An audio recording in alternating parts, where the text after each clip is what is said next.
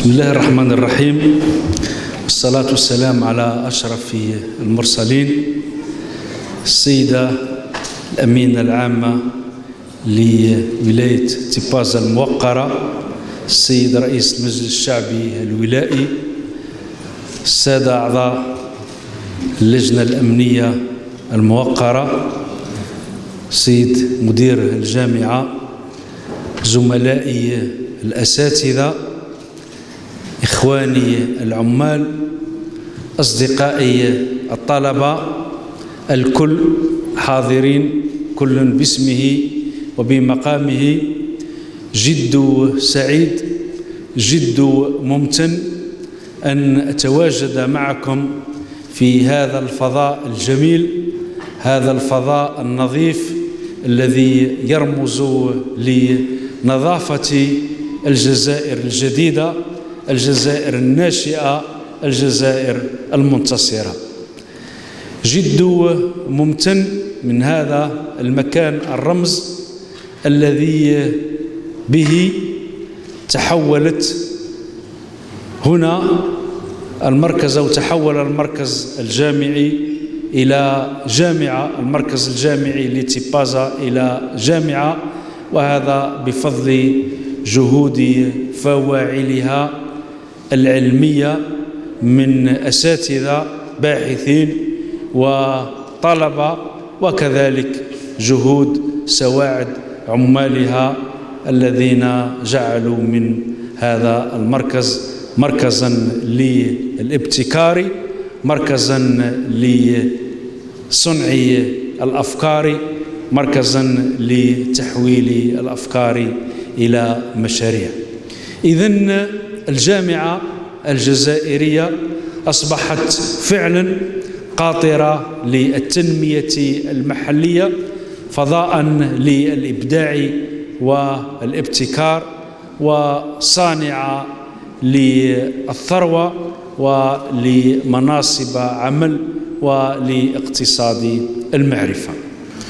وتعتبر جامعة تيبازا نموذجا حيا يقتدى به، بحيث أن الأرقام ترمز إلى أنه خلال سنة واحدة تم إنشاء 31 مؤسسة مصغرة.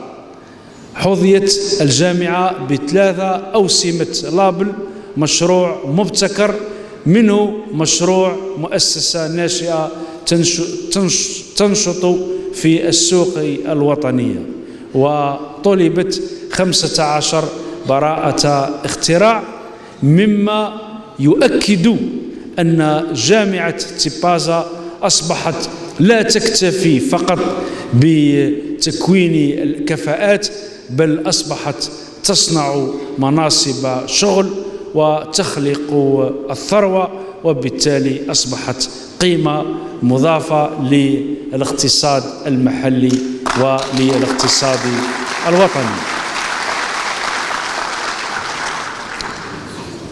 هذه الجامعة التي أصبحت القلب النابض لاقتصاد المعرفة، وهكذا أصبحت تجسد في أرض الواقع الشعار المشهور: من الفكرة إلى المشروع، ومن المشروع إلى السوق.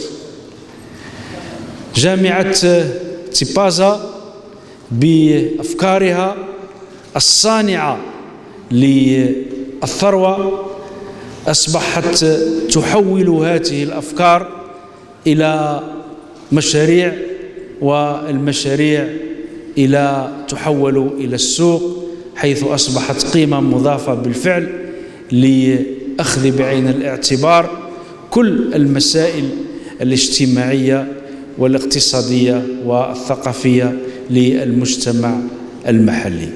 نواصل إذن معا هذا المسار الثري لبناء الجزائر الجديدة، هذا المسار الثري الذي يجعل من خلال التزامات السيد رئيس الجمهورية في إطار تعزيز الدور الاقتصادي للجامعة أو في محوره الاستراتيجي الثاني جعل الجامعة منبرا للعلم والابتكار وخلق الثروة، أو في محوره الثالث الذي يعطي أهمية للرياضيات والعلوم والتكنولوجيا من أجل أن نستثمر فيها، وبالتالي نستثمر في جزائر اقتصاد المعرفة، الجزائر الجديدة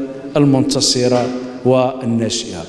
وفي الأخير أحث زملائي الأساتذة والباحثين وأصدقائي الطلبة أن يواصلوا مسارهم ومثابرتهم من أجل أن نجعل دائما الجامعة منبرا ومنارا للعلم، صانعة للأفكار، صانعة للثروة الوطنية.